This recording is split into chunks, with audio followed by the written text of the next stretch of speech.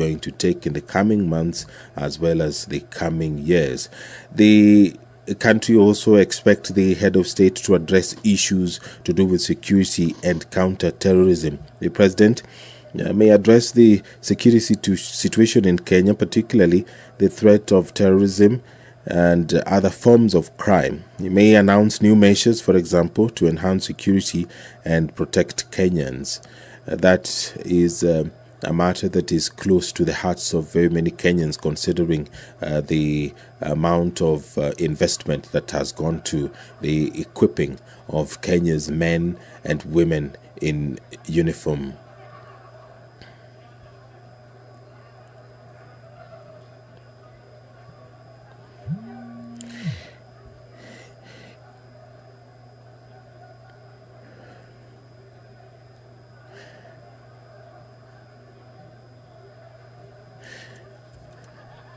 If you're just joining us, this is a special broadcast of the parliamentary business.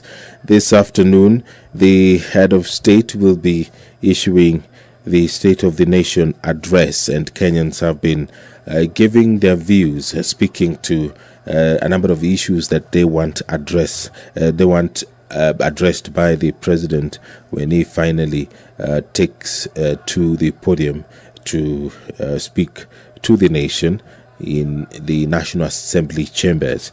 And Kenyans are also hoping that the president will address national unity and cohesion, that he's likely to call for national unity and cohesion, and urging Kenyans to work together to build a stronger and more prosperous nation.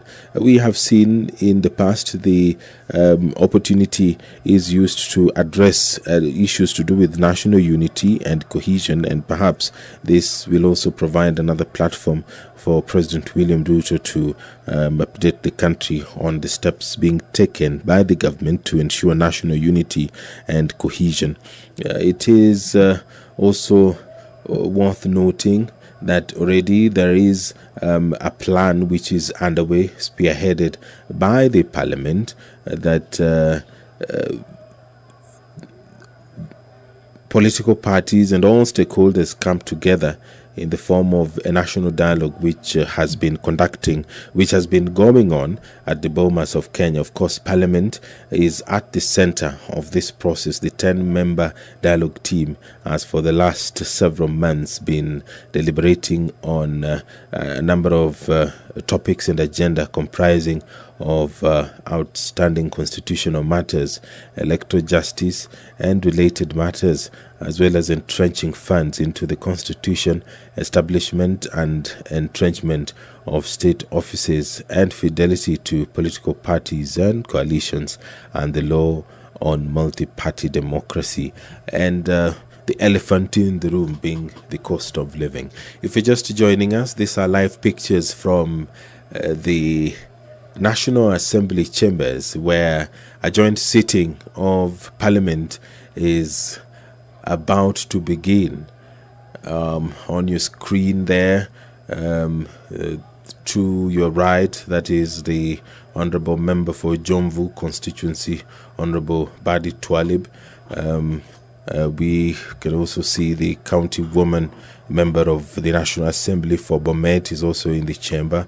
Honorable Mushangi is also in the chamber as well. They are waiting for the head of state to make his way into the National Assembly chambers to allow for this process to continue. It is a historic sitting.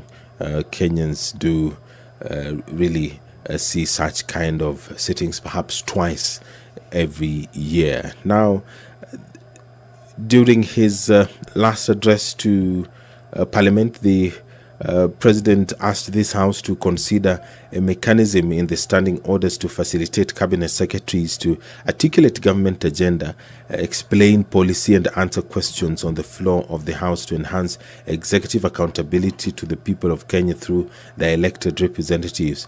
This is an agenda that has been achieved, and the members of cabinet, the cabinet secretaries, have been coming both to the National Assembly and the Senate, and they've been able to answer questions which have been asked by Kenyans through their representatives in both houses. The president also did commit during his last address to this house to restore the place of parliament in Kenya's democracy by respecting the autonomy and oversight authority of parliament on the executive. There on your screen is Kakamega Senator Boni Khalwale making his way into the chamber, and a number of senators are now walking in. To the left, just on the aisle, is the Deputy Speaker of the Senate, who also is the Meru County Senator, walking into the National Assembly chambers to take his seat. There is the nominated Senator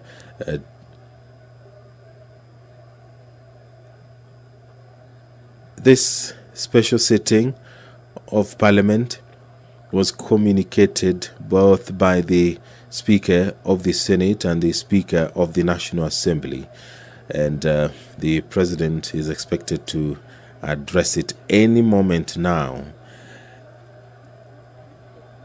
When he last addressed Parliament, the President pledged to scale up productivity in agriculture and make sure that every Kenyan farmer, fisherman and pastoralist contributes to sustainable economic growth by contributing to adequate and affordable food.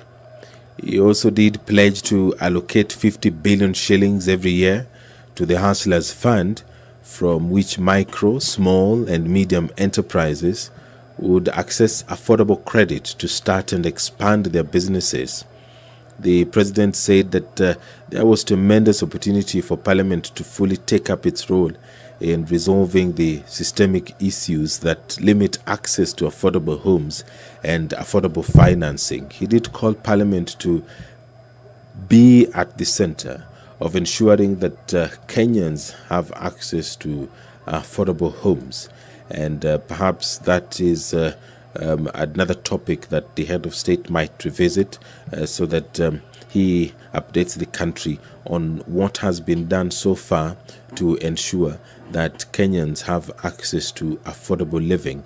We have seen the launching of affordable housing projects. Today, the President was in Ruto to inspect such a project, and he has on many occasions talked about the need for Kenyans to afford decent living, and Kenyans are already contributing to that every month. There are some deductions that are going towards the affordable housing. The President, when he last addressed Parliament on 29th of September, did speak about electricity, that the government shall facilitate the development of innovative and effective modalities to provide better off-grid systems, including enabling consumers to form small cooperatives for that purpose. We may perhaps revisit this and update the country on what has been done so far. And it is not just about infrastructural development. The President will update the country on what is being done to ensure that Kenyans uphold our national values. Those are some of the things that the head of state is expected to address in his speech this afternoon to this joint sitting of Parliament. In his previous address, he did speak about health, where he said that Kenya is bound by duty to take measures to make universal health coverage a reality and liberate Kenyans and their families from the threat harrowing poverty that stalks them every time a family member falls seriously ill. In the plan, then, he said that through the support of Parliament and through the support of all Kenyans, the government will restructure the primary healthcare system so that it puts more resources into promotive, preventive, and early diagnosis of diseases. That is one of the agendas of the Kenya Kwanza administration, and we did see a number of steps being taken both by the executive as well as parliament to ensure that this is achieved, the universal health coverage is achieved in the country. When he also addressed parliament last time, he did talk about the realization of the National Health Insurance Fund, whose restructuring is not only necessary for efficiency but also enables it become a fit-for-purpose social insurance scheme that caters for all, including chronic diseases. An update of that, of course, Kenyans are expecting this afternoon. The president also did address issues to do with digital technologies, which he said have become a critical player in economic growth. And what we have seen, what Kenyans have seen in the last couple of months is the steps which are being taken by the president, of course, through the cabinet secretary for information, communication and the digital highway, digital economy, I beg your pardon, to ensure that the country is connected digitally. The president promised to capitalize on existing technology and innovation in public and private sector to distribute the Hustler Fund as promised in the Kenya Kwanza manifesto. And he did call upon financial institutions and Kenya's young generation in innovation hubs to participate in the digital economy by redesigning their products to serve the goal of empowering millions armed with grand ideas and are only waiting for the fund to finance their dreams to reality. So Kenyans are expecting the head of state to announce the steps being taken to ensure that this is achieved. The State of the Nation address will begin anytime now, but the president is within the precincts of Parliament, and he will be making his way into the chambers, accompanied by the Speaker of the Senate and the Speaker of the National Assembly, that is Honorable Moses Wetangula and Honorable Amason Kingi, respectively. They will be leading and they will be accompanying the head of state as he makes his way into the chamber to address this joint sitting and, of course, to address the nation at large. This is the State of the Nation address, and it takes place at least once or twice in a year, and it is an address that is being awaited with bated breath. Kenyans want the head of state to update them on what is being done to ensure that issues to do with the cost of living are addressed. There is some activity at the door. The members who are still within the precincts of Parliament are making their way into the chambers, and any moment now we do expect the head of state, accompanied by the speakers of Parliament, to walk into the chambers to allow this process to take place. Now, there will be a prayer by the Speaker of the Senate, and then there will be convocation by the Speaker of the Senate and by the Speaker of the National Assembly. The Speaker of the National Assembly will invite His Excellency the President to make his address. After the head of state will address the House, and after that there will be an adjournment by the Speaker of the Senate and by the Speaker of the National Assembly. It is not the first time that this is happening. Kenyans have witnessed such occasions before, and what perhaps will vary is the content of that address. Every year, Kenya experiences unique challenges and unique types of progress, and that is what Kenyans are now waiting for, to hear what the head of state has to say regarding the state of this great nation. When he addressed this sitting in 2022, he committed and said that he was determined to ensure that Kenya's tax system is responsive to the needs of the economy. The head of state said that the tax system must be equitable, efficient, and customer-friendly. He did say that the economic principles of equitable taxation require that the tax burden reflects ability to pay. He said that this is best achieved by a hierarchy that taxes wealth, consumption, income, and trade in that order of preference. He said that Kenya's tax regime then fell short of that. The president said that the government then was overtaxing trade and undertaxing wealth. He did promise to propose tax measures that begin to move Kenya in the right direction. What is the status of this? Kenyans are perhaps going to be asking those questions and hoping that they will be answered this afternoon when the head of state makes that address.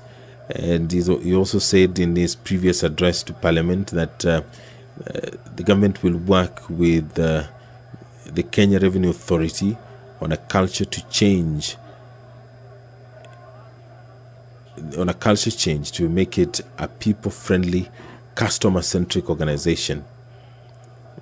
He was of the view that it should be renamed to the Kenya Revenue Service in line with the proposed transformation. What is the status of that? Kenyans are waiting for the president to address that, perhaps. There on your screen are a number of members seated, and on your screen there is the corridor that is leading to the National Assembly chamber. On the wall on your right are the portraits of the former Speaker of the National Assembly, who is currently the Attorney General, Honorable Justin Muturi, and the far right is the current Speaker of the National Assembly, Honorable Moses Wetangula. On your screen is the Sergeant at Arms, followed by the maces. That is on the right, the mace of the National Assembly; on the left, the mace of the Senate carried there, and the clerk of the Senate, and followed by the president, accompanied by the speakers of the National Assembly and the Senate. I will now hand you over for this live broadcast of this special sitting of Parliament. The bicameral House is sitting this afternoon for the State of the Nation address. My name is Edward Kabasa. Enjoy your viewing.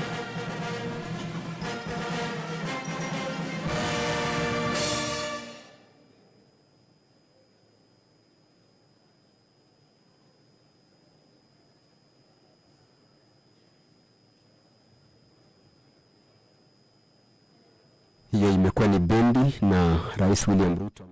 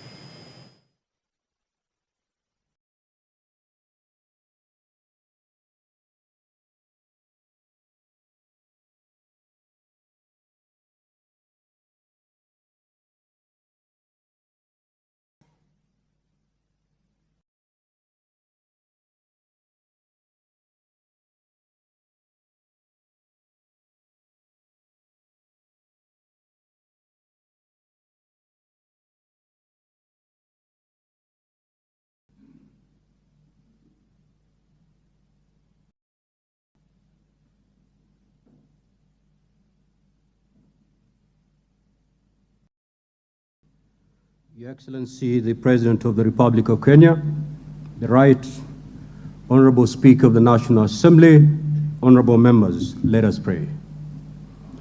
Almighty God, we beseech you to behold with abundant favor and blessings us, your servants, whom you have been pleased to call to leadership positions in this republic.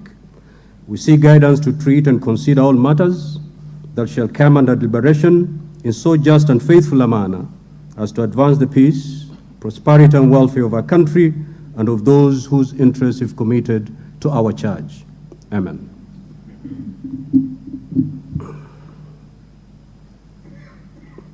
You may be seated.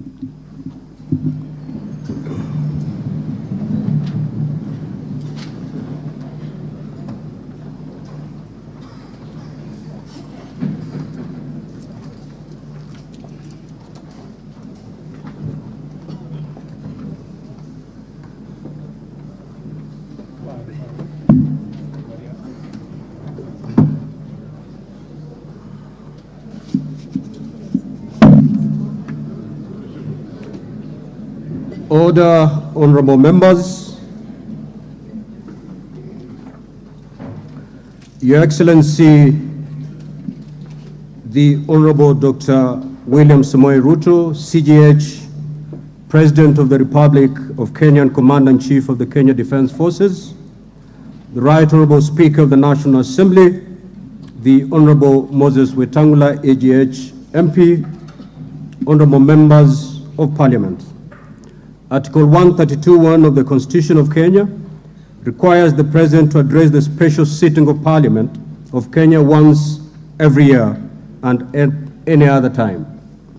Further, Article 132(1)(c) requires the President to, among others, once every year, report in an address to the nation all the measures taken and the progress achieved in the realization of the national values set out in Article 10 of the Constitution.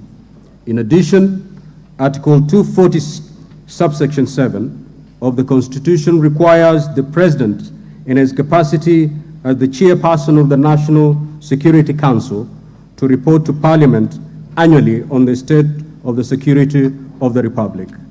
In this regard, therefore, pursuant to Article 132, 1B, and C1 and 2 of the Constitution, the Presidency, via the letter reference number OP/CAP.26/4A, Volume 2/52, informed the Speakers of the Houses of Parliament of the intention of His Excellency the President to deliver his address to Parliament.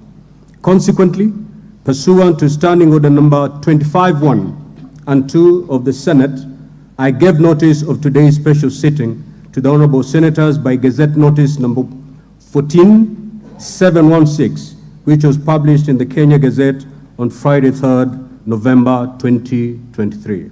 Accordingly, honorable members, this special sitting is properly convened. I thank you.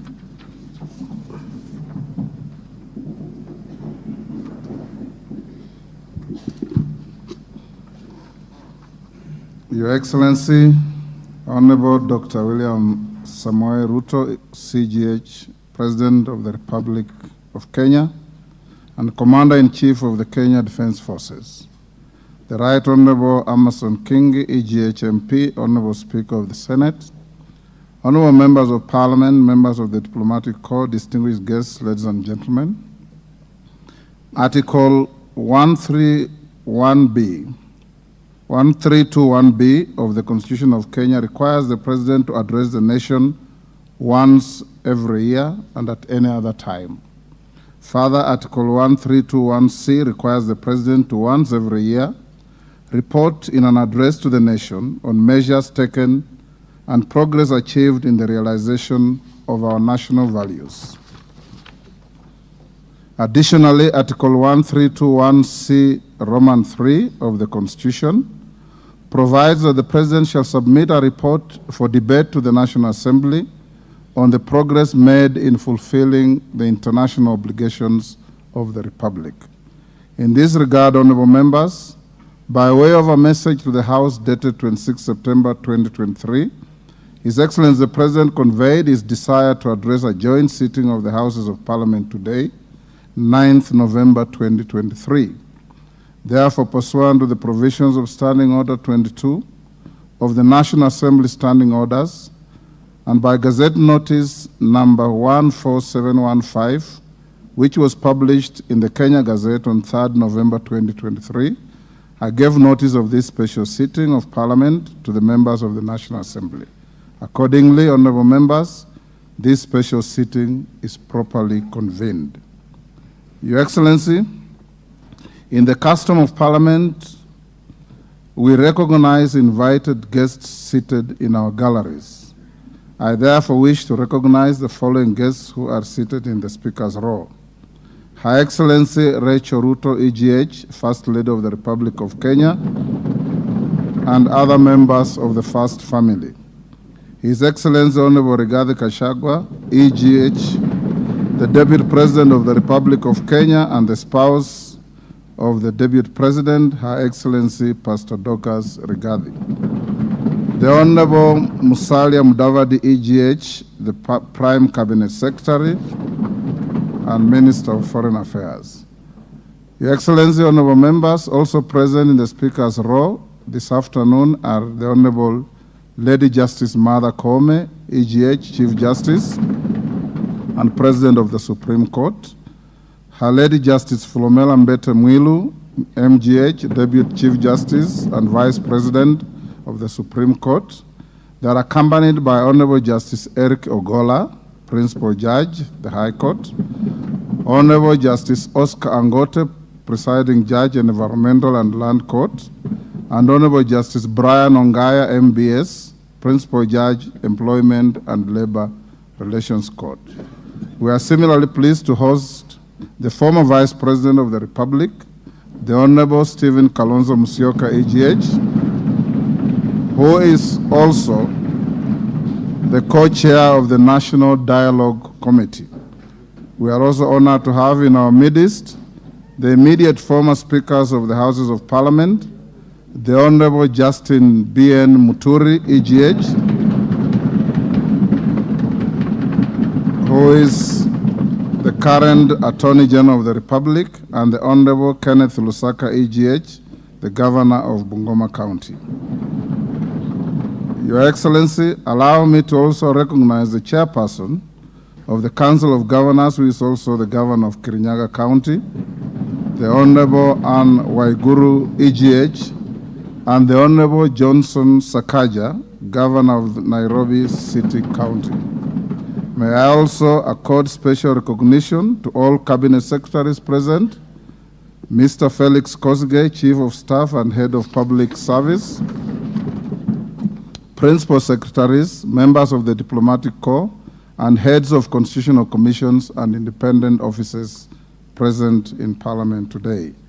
Your Excellency, I wish to make a special mention of the Chief of the Kenya Defense Forces, General Francis Ogola, and the respective service commanders, the Inspector General of Police, and other leaders of our disciplined forces who are seated at the Speaker's row. We are grateful for their distinguished service to the nation. To all invited guests, karibuni sana kwa bunge. Honorable members, distinguished guests, ladies and gentlemen, it is now my singular honor and privilege to invite His Excellency the President of the Republic of Kenya and Commander-in-Chief of the Kenya Defense Forces to address this special sitting of Parliament. Welcome, Your Excellency.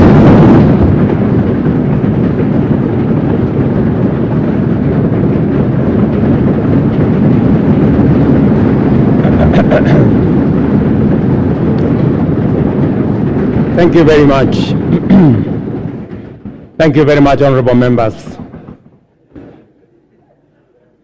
I arise before this distinguished assembly of the democratically elected representatives of the people of Kenya to discharge my constitutional function under Article 132(1)(c).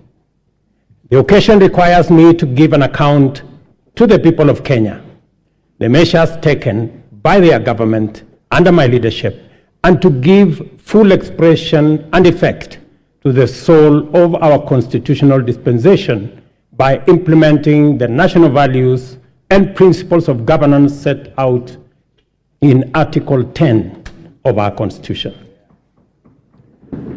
I have a substantial report to give on the progress made in fulfilling this solemn covenant, and that the journey of transforming Kenya for the benefit of present and future generations is fully underway.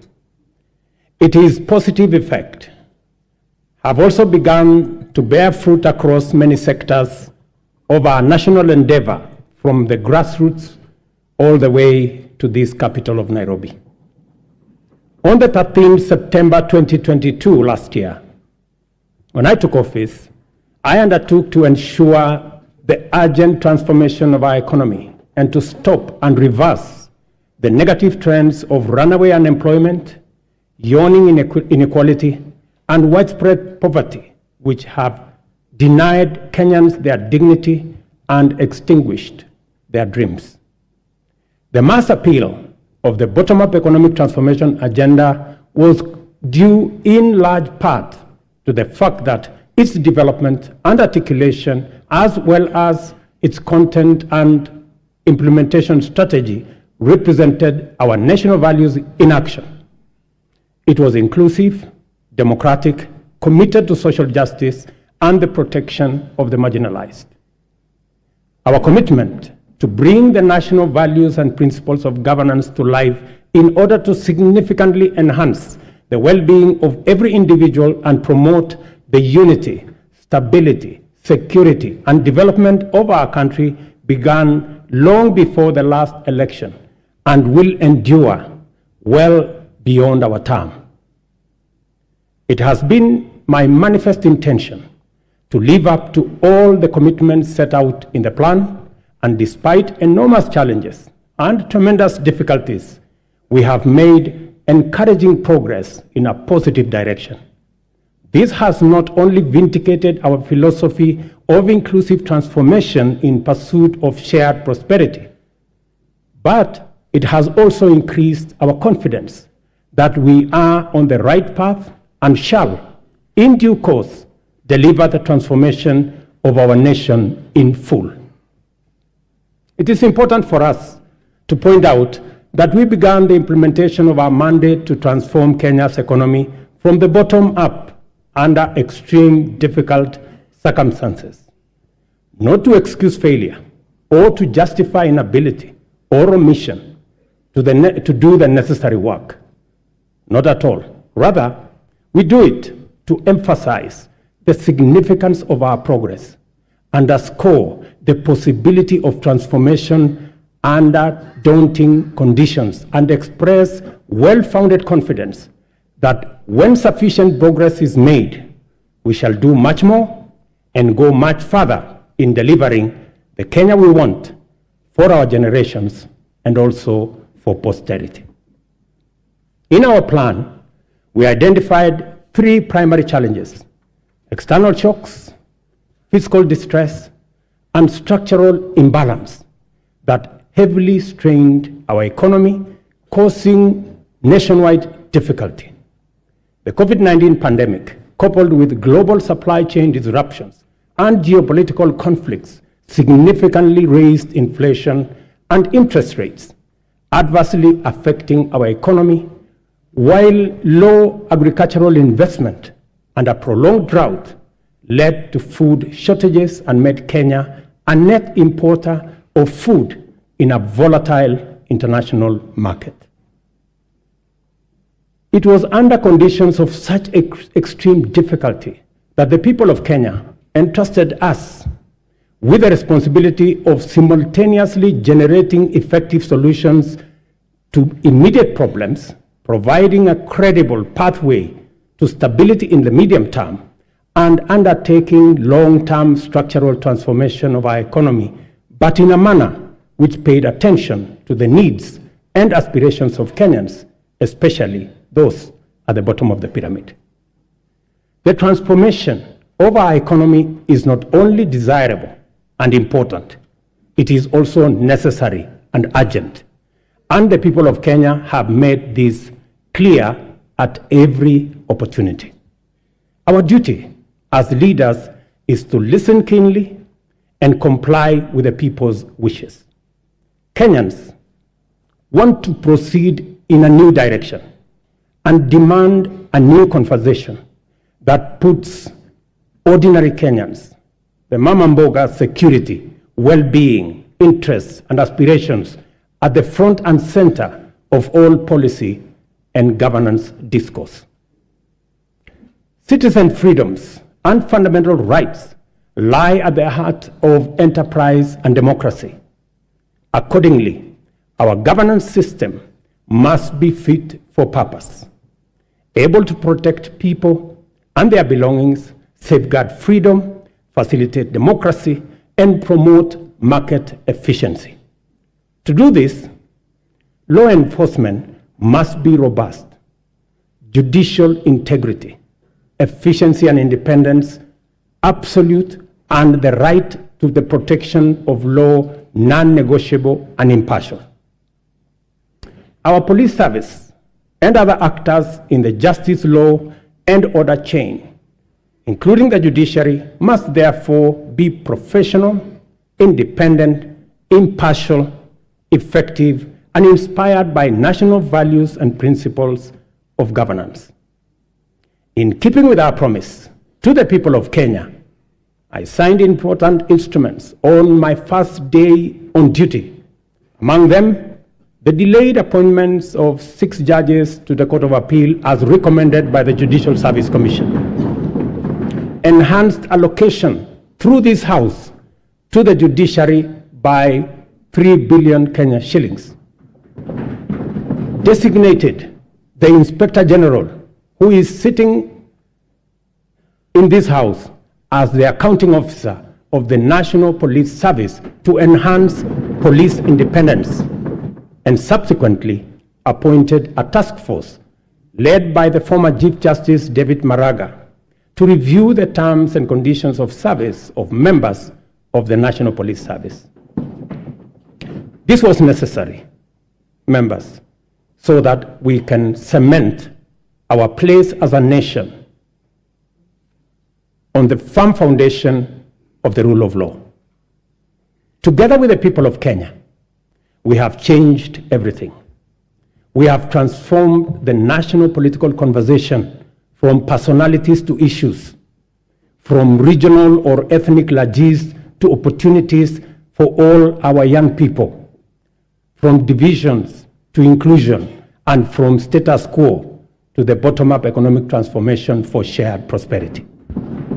To date, Kenyans remain fully seized of the agenda, engaging vigorously and with unrelenting focus on expanding agricultural productivity to deal with the cost of living, affordable housing to create enterprise, jobs, and dignified dwellings, universal health coverage for a healthy, productive nation, and digital transformation to create e-commerce, create jobs, and make government efficient, effective, and accessible, especially government services. Also, fintechs, including the Hustler Fund, have benefited from the space around technology and the digital transformation. By virtue of the internal coherence of our constitutional dispensation, national values and principles of governance set out core directive precepts whose observance imbues every decision and action with implicit constitutionality. To the extent that our plan is aligned with Article 43, the implementation of the bottom-up economic transformation agenda is a program to intensify the actualization of national values with a special focus on citizens at the bottom of the pyramid. From the first day in office, we have worked hard every day to move our agenda forward amid many challenges to forge a path in the direction of progress. This is the essence of our commitment to make progress despite challenges and move forward by overcoming great obstacles. We must never be defined by our problems, and Kenya's destiny cannot be derailed by our challenges. Honorable members, the cost of living is not an abstract phenomenon. It is a reality experienced by households, which can be addressed through practical action and effective measures.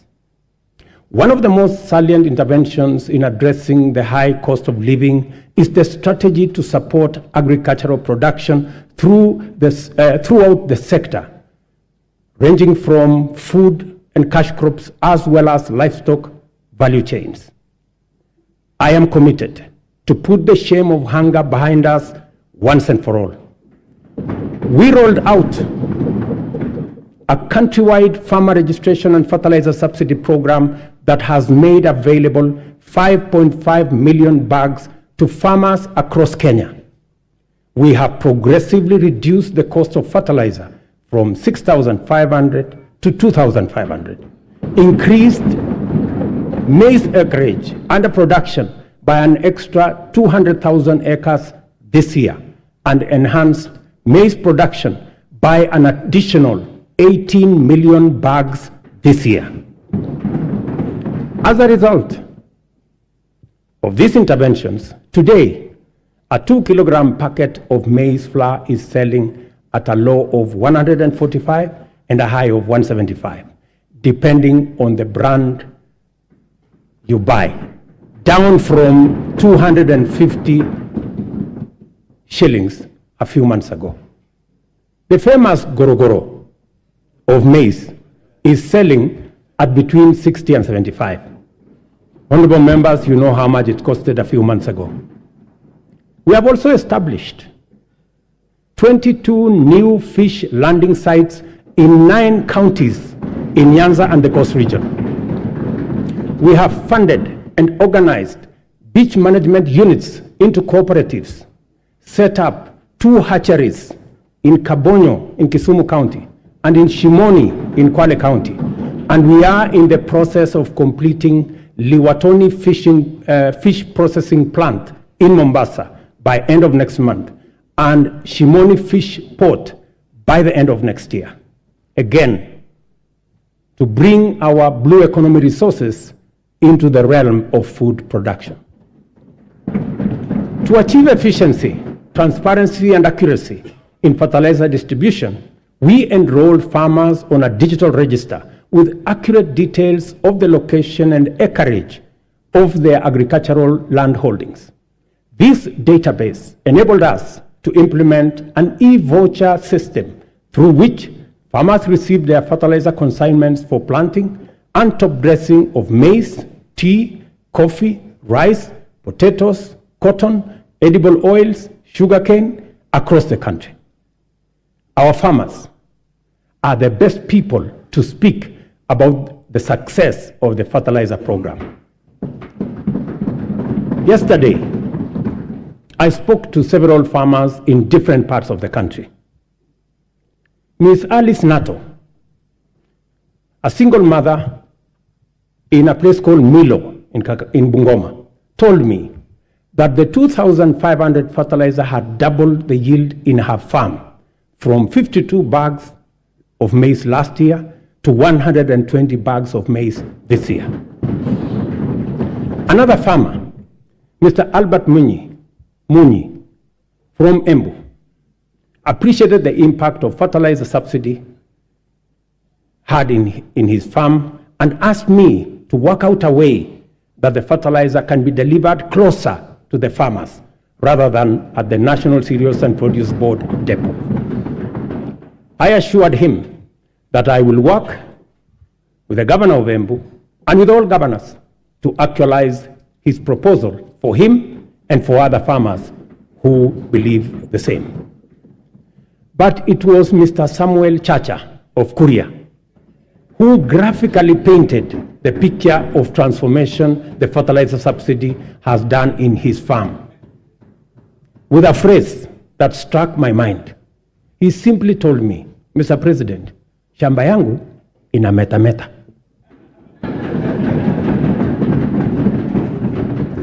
Further, we have made adequate arrangements, including investment in necessary infrastructure to facilitate post-harvest management and to prevent post-harvest losses. 17 certified warehouses jointly managed by the National Cereals and Produce Board and the private sector owners with a combined capacity of 365 metric tons or 4,090,000 kilogram bags have been prepared in the maize growing areas. The National Cereals and Produce Board shall provide a subsidy maize drying service to farmers at a fixed cost, as was announced by the Minister, of Kenya shillings 70 per bag, which is a significant improvement from the previous rate of Kenya shillings 350 per bag. Yesterday again, the first consignment of the 100 mobile dryers this House facilitated my administration to buy for use by our farmers. I announced to you yesterday the first consignment of the dryers docked in the country. Additionally, we are enhancing dairy productivity for better farmer returns. The government, working with milk processors, and I had a long conversation with them in Nakuru, we are mapping the country to ensure coolers are supplied where they are needed. Soon, farmers will be paid based on milk quality, boosting incomes, and they can also enjoy global market access. Our reforms in the coffee sector are bearing fruit, with our farmers set to earn 4 times advance pay for their crop, from a low of 20 to now Kenya shillings 80, following the allocation of Kenya shillings 4 billion from the Coffee Cherry Fund that was ably facilitated by this House. Coffee reforms regulations will give farmers the necessary representation and weight at the national coffee auction. It is my intention to make sure that the auction operates with farmers at the center of it. These measures are expected to aid ongoing efforts, including expanding production to new counties and double coffee output in the next 4 years. The government of Kenya is currently restructuring public sugar mills, expediting the leasing of 5 companies for rehabilitation and expansion to boost industry competitiveness before the Commercial Sugar Safeguards expire. The objective includes creating a competitive sector, raising farmer incomes, and enhancing productivity. This House agreed with my cabinet that we waive Kenya shillings 117 billion non-performing debt for government-owned sugar factories, for which I am grateful to this House. This House also approved 1.7 billion shillings that will go into paying farmer arrears and other complications that arose out of the challenges our sugar sector was facing. I want to promise this House that in the next couple of weeks, we shall be dispersing that money so that farmers in the sugar growing area can go home for Christmas with their money. As earlier indicated, our public borrowing had long crowded out the productive sector from the financial markets, raising the cost of credit and slowing down trade and commerce. As I told Kenyans on my first day in office, times were difficult and many people are struggling, and necessary and effective sustainable solutions were urgently needed. We must admit, honorable members, that as a country, we had been living large and way beyond our means. The time has come, therefore, to retire the false comforts and illusionary benefits of wasteful expenditure and counterproductive subsidies on consumption, by which we dug ourselves deeper into the hole of avoidable debt. The new direction may not be easy, but it is ethical, responsible, prudent, and most importantly, necessary.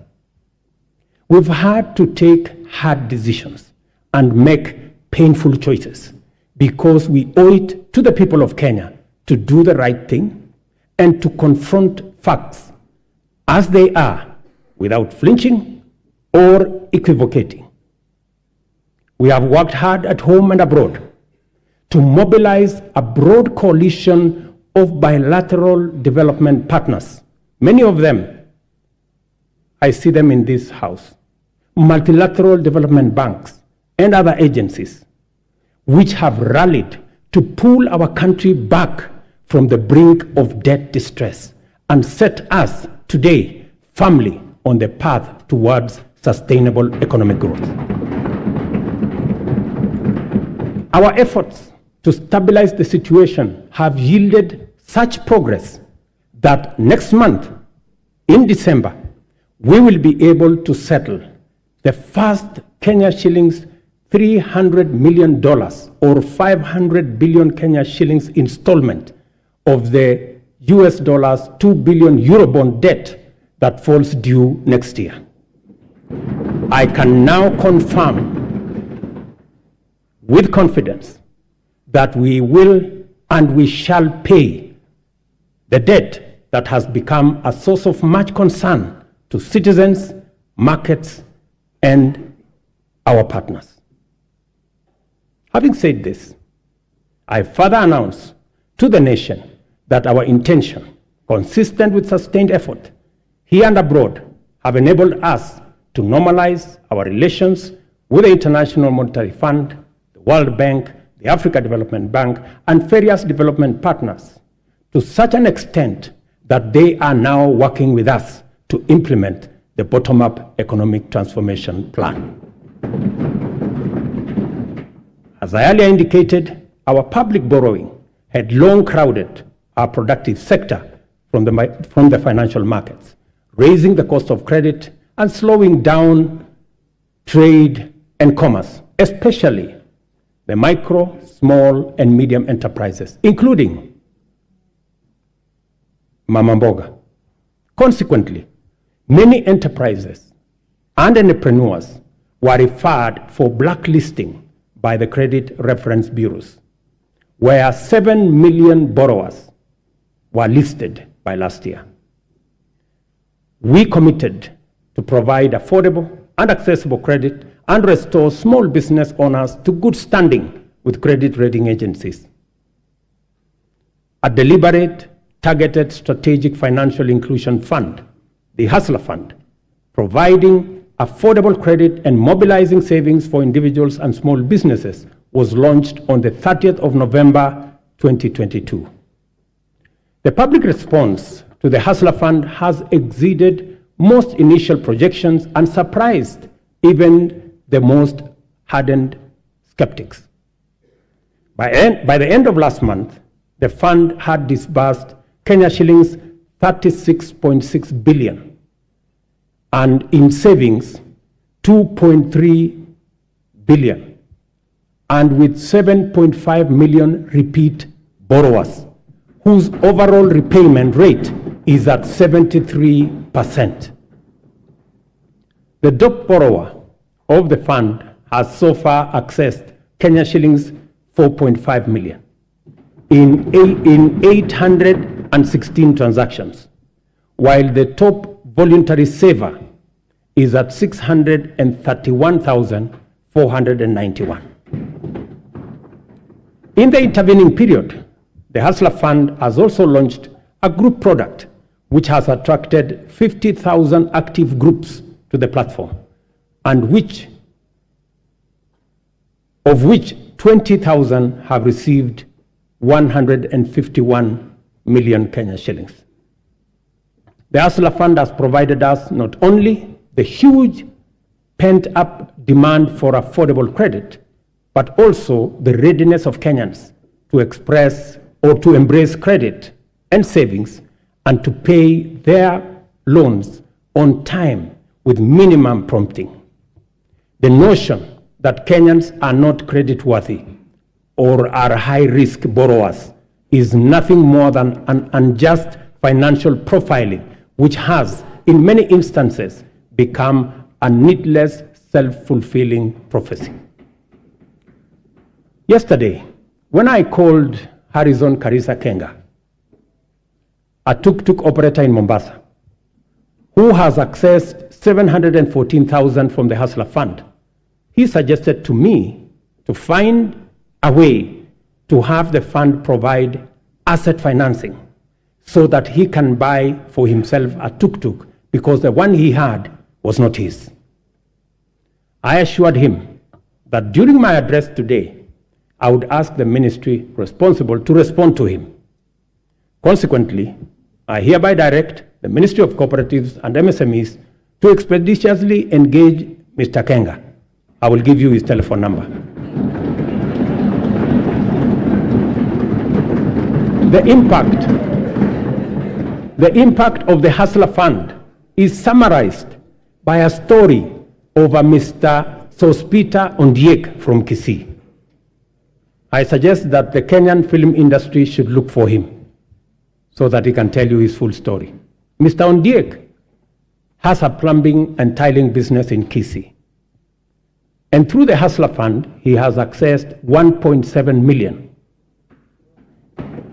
in the many transactions he has undertaken to enhance our savings that have consistently been among the lowest globally, and to correct the delayed transformation of our social security architecture.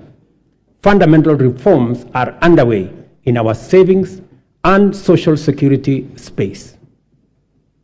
As promised, we committed to take deliberate measures to foster a strong culture of savings amongst Kenyans and enable them mobilize resources for investment and development of intergenerational capital to eliminate old age poverty and to ensure comfort in retirement. Until recently, the rate of Kenya's public pension saving stood at 1.4 billion shillings a month, which is the lowest in our region at only 12.5% of our GDP. As a result of our initial interventions, the savings situation in Kenya is changing for the better. Contributions, honorable members, to the National Security Fund have grown from 1.4 billion shillings in January to 6.5 billion shillings every month, this month. The implication of this growth in our national savings is that it will significantly consolidate our nation's ability to invest in development using domestic resources as opposed to us going to borrow other people's money when they save.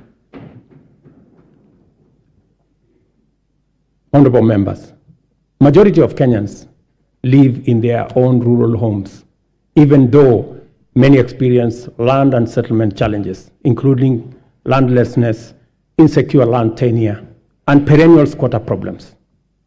Acute housing challenges are principally an urban phenomenon, and they present a serious threat to health and safety, as well as dignity of people, particularly low-income earners. The proliferation of slums in our urban areas indicate the extent of this serious problem and the urgency with which it must be addressed to enable Kenyans have greater choice in leading dignified, safe, and healthy lives affordably. Low supply of affordable housing units in Kenya is acute, making rent a huge component of the cost of living for many households. The increase in affordable housing units is a strategic intervention to not only supply affordable dwellings for Kenyans, but also as a means to reduce the cost of living. 3 categories of houses will be supplied by this program: social housing, affordable housing, and for the rest, market rate housing. Interest on financing is where we intend to make the big difference. Interest at the moment, as all of us know in this house, is at almost 18%. But under this program, all interest should be or will be at single digit. For social housing, the interest will be at 3%. You know, honorable members, that we all get 3%. So even the people in the social space, they also deserve to get 3%. Those in the affordable housing space will get 6% and 9% for the people in the market category. The affordable housing program has received tremendous support from county governments across Kenya. And I want to thank governors, and I know the chair of the Council of Governors is here, through her, all governors who have worked with us to make sure that this program becomes a reality. The construction of 46,792 units in various parts of Kenya is already underway, while another 40,000 are ready to commence in a couple of weeks. 50,000 Kenyans are working. People who are previously unemployed, they are now engaged directly and indirectly in this enterprise. And the numbers will significantly increase as the projects move into the next phase and as we roll out many more units. A total of 746,795 housing units are in the pipeline as I talk to you under various stages of delivery. More jobs are being created with the formalization of the Jua Kali clusters, providing products like doors, hinges, and windows. And this morning, as I visited one of the sites that I went to launch the construction in March, I was amazed that a site that was flat in March today, and I was with the Member of Parliament for Ruto, today has 8 11-block units, almost at 60% complete. And I also met the Jua Kali cluster for Ruto, and they have been given a contract of 140 million to be able to supply doors and windows. Architects, engineers, quantity surveyors, masons, electricians, plumbers, transporters, steel and cement factory workers, and hardware merchants will be partakers in this transformative plan. I spoke to Moses today at the site in Ruto, an electrician, and he told me out of the 1,700 workers in the site today, he was in charge of 114 electricians who are engaged in that site. And he asked me, Mr. President, make sure the next site is ready for us because we will finish this ahead of time. Let me also say, we are constructing 400 markets across Kenya to provide Mama Mboga with a dignified working environment, complete with water, electricity, and other amenities. And I want to thank members of this House for participating in various ways and working with us and also with the counties in identifying the right locations for these markets. Ladies and gentlemen, honorable members, our education system must develop a formidable reservoir of skill, talent, highly competitive and innovative human capital to support our vision of an economically transformed Kenya. Within weeks of taking office, I appointed the Presidential Working Party on Education Reform, led by Professor Raphael Munavu, my former teacher, who provided clarity on transition to the new competence-based curriculum and made further recommendations on necessary reforms in our education system from early childhood all the way to the tertiary levels. The Working Party concluded its work and submitted a report whose recommendations are already being implemented.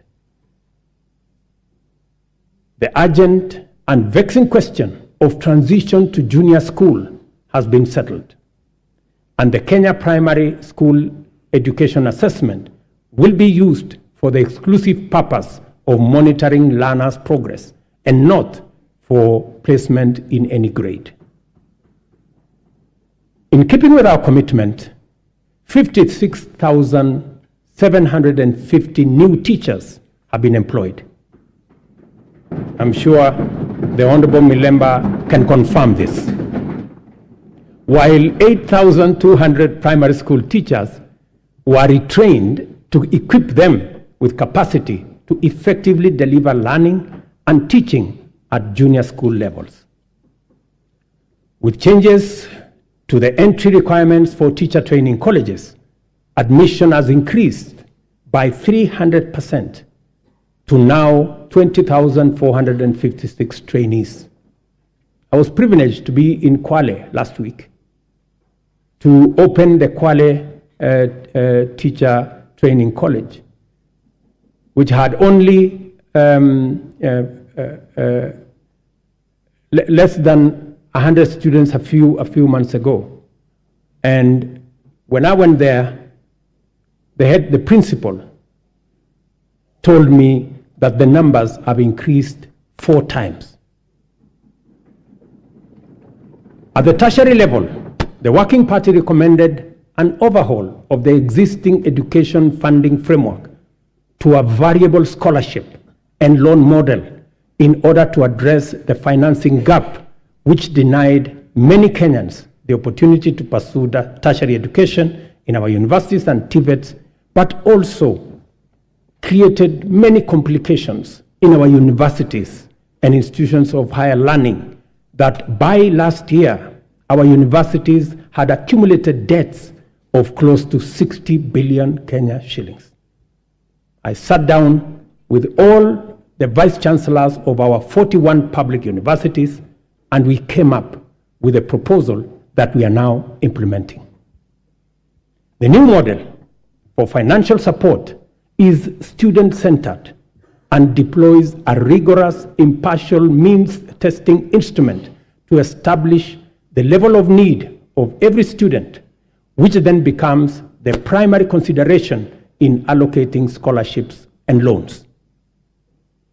To fully democratize our education system and make higher education accessible and affordable to all, we have also chartered the Open University of Kenya, following requisite cabinet and parliamentary approvals. I want to thank this House for expediting the Open University Charter that had been in the works for the last 10 years. I also want to announce to you that the first 1,000 students will report next month. In the course of consulting Kenyans from all walks of life during the formulation of the bottom-up economic transformation agenda, the foundational contribution of health to citizen well-being and the role of costs in driving up poverty were identified as chronic. The implications are very clear, and we cannot afford to delay the delivery of universal health care anymore. Consequently, we have instituted radical reforms in the provision of healthcare services in Kenya, including the enactment of 4 new laws that will anchor the implementation of this bottom-up approach to healthcare. I am tremendously grateful to this House and honorable members for enacting the Primary Health Care Act, the new Social Health Insurance Act, the Digital Health Act, and the Facility Improvement Financing Act. These laws, honorable members, will usher in and guarantee a new era in the provision of healthcare, covering all essential services from preventive, promotive, curative, palliative, and rehabilitative services, guaranteeing every Kenyan access to comprehensive and quality healthcare. Under Afya Nyumbani, we have scaled up our investment in healthcare workforce, employing 20,000 new healthcare workers, deploying 8,429 workers whose contracts had lapsed, and enrolling 3,394 interns across the country to increase the availability of human capital in our public health sector. Working with county governments, and I'm again grateful to them, we have taken measures to resolve the perennial challenge of human resource management in the health sector, occasioning strikes, by establishing the Kenya Health Human Resource Advisory Council, which will be a trusted mediator between government at both levels and our health sector workers.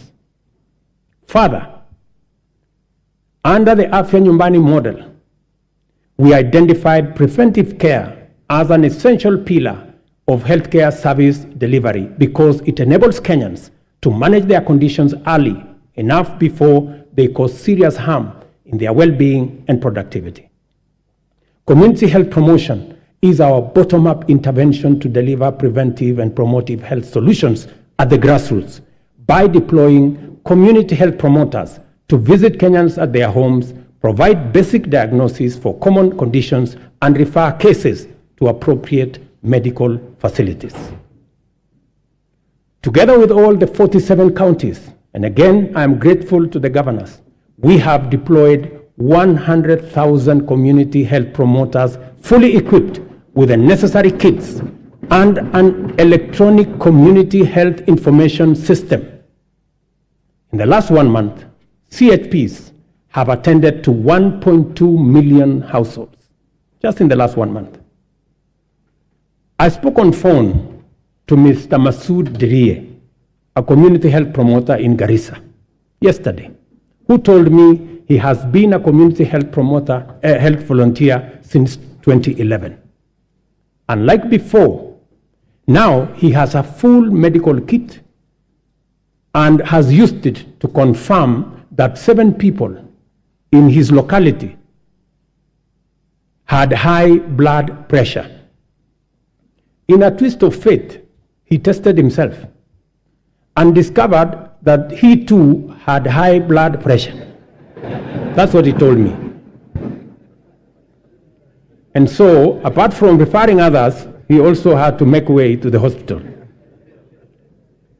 Mr. Obembi Ogutu of Homa Bay told me that the program now makes primary health care a paperless engagement, saying it had started to reduce queues in hospitals.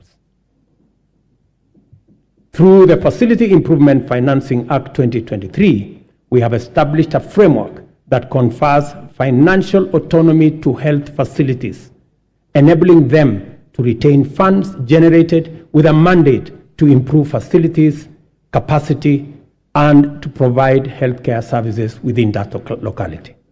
In addition, the Kenya Medical Supplies Agency, as part of many radical reforms, will now deploy ICT to manage supply chains of essential health products and commodities. As a result of this small intervention, KEMSA has improved its stocking rate from 40% to 60% in the last 5 months.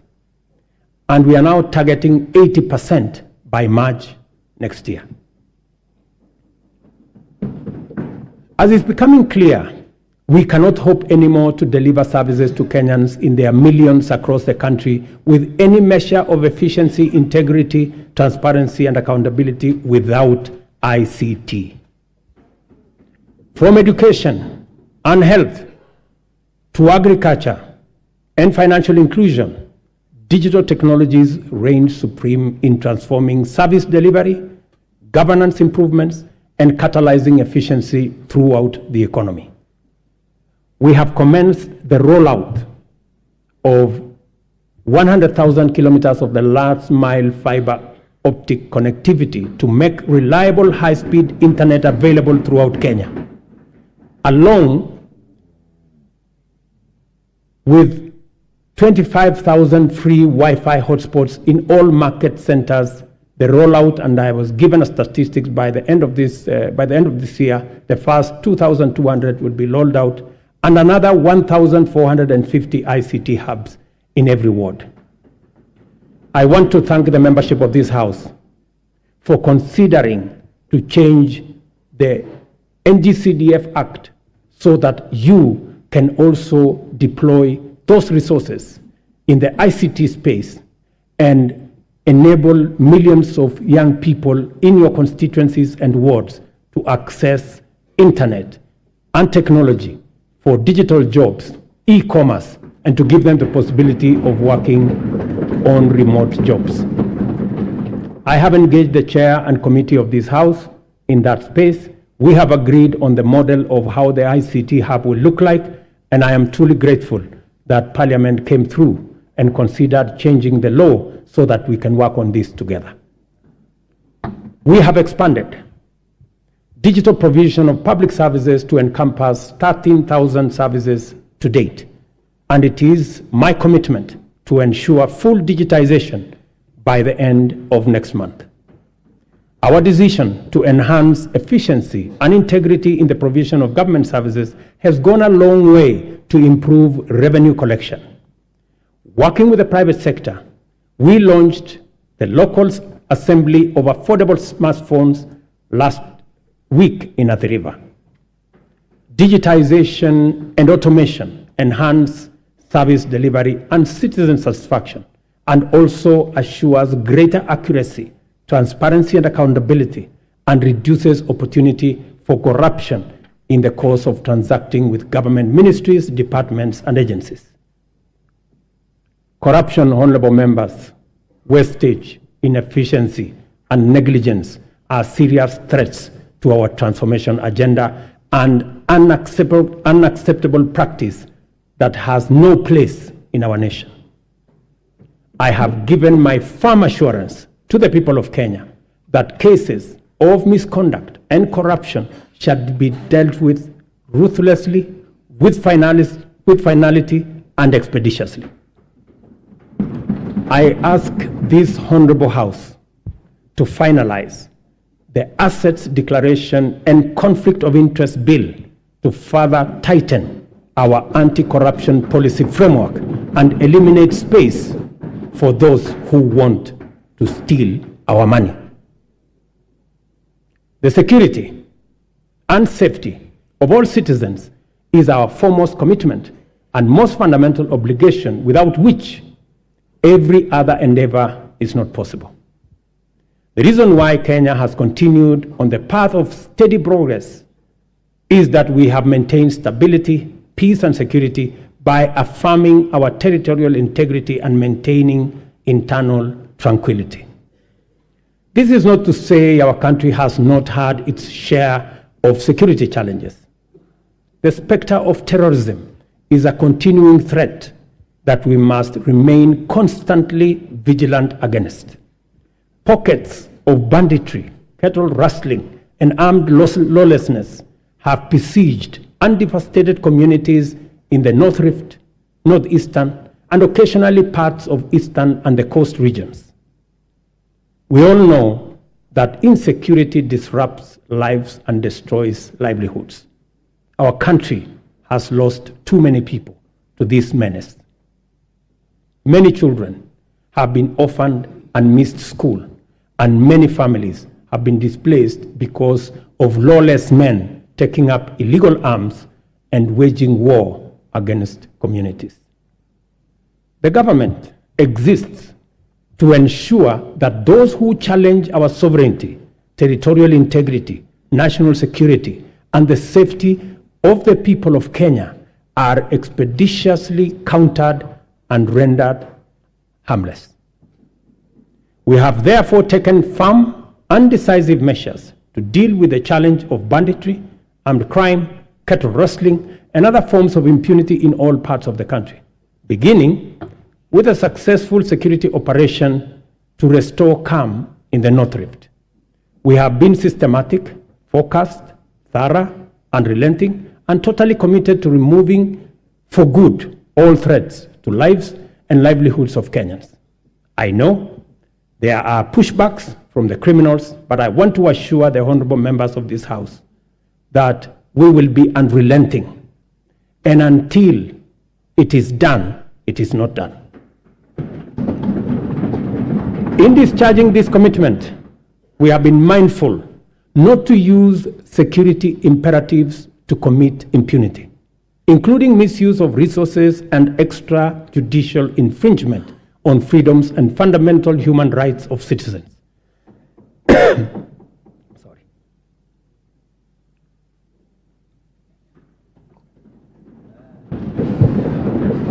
Sorry. We are conscious to provide security as a public service for the benefit of law-abiding citizens and as a guarantor of economic growth.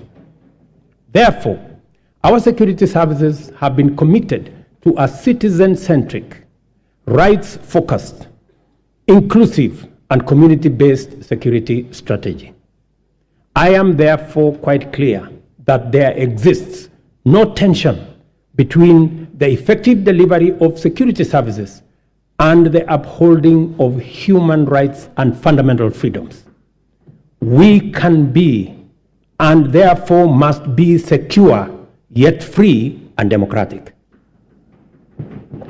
In order to entrench our all-of-society coalition, we have resolved to enhance diversity and inclusion by expanding enrollment in the National Youth Service as an agency to capture young people at the bottom of the pyramid. Consequently, we are doubling enrollment to 40,000 yearly in the National Youth Service and have made it absolutely mandatory that every village, center, town, and city in Kenya is properly represented in the recruitment. To consolidate this proposition, we have directed that 80% of future recruitment to all security services, from the military, the police, KWS, Kenya Forest Service, and all other security agencies, 80% will come from the well-trained, talented, and committed young men and women who have undergone training at the NYS.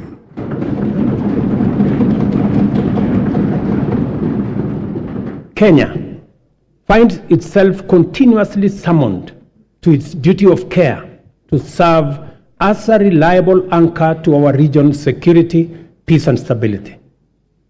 We continue to answer our historic, moral, and strategic responsibilities to deploy our resources in solidarity with our region in general and our immediate neighborhood in particular.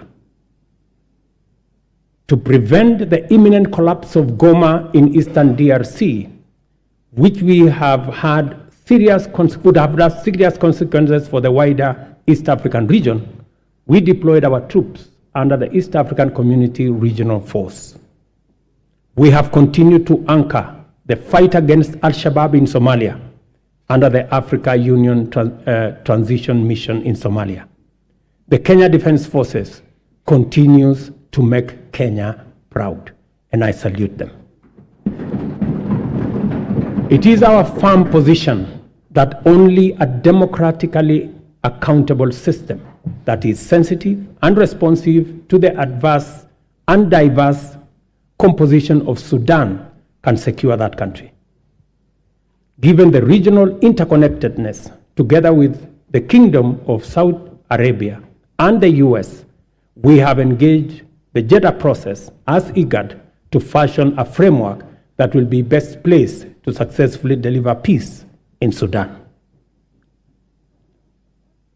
Honorable members, our economy is firmly interconnected with regional, continental, and global economic systems. Our security and stability is likewise integrated with those of our neighbors. Kenya has a fundamental, essential, legitimate, and clear interest in conducting robust diplomacy in form of bilateral and multilateral engagements. For the last 12 months, we have continued to fulfill our international obligations through Kenya's leadership in the international arena. This is underscored by the high-level summits Kenya has hosted and participated in. Kenya successfully hosted the inaugural first-ever Africa Climate Summit. We also hosted the 43rd ordinary session of the Executive Council, the 5th mid-year coordination meeting of the Africa Union, and the regional economic communities, and the first-ever African edition of the Berlin Climate and Security Conference in Nairobi. All these summits have brought into our country about 30 heads of state and government and over 30,000 delegates from different parts of the world. The government has made deliberate efforts to harness the immense and potential of Kenyans also in the diaspora. Indeed, I established the State Department of Diaspora in the Ministry of Foreign Affairs so that they can fully participate in the affairs of our motherland. I have committed to work collaboratively, consultatively, and collectively with the counties and all Kenyans to uphold our cherished national values as human dignity, equity, social justice, national unity, inclusiveness, integrity, good governance, transparency, and accountability. I encourage all honorable members and indeed all Kenyans to embrace an open mindset in regard to national strategic interests and to leverage on our rich heritage and diversity. One of the greatest strengths of our country is our capacity to devise bold, unprecedented solutions to our threats and challenges, create imaginative strategies to avert danger, and chart new paths to deliver us from adversity. There is no doubt that our nation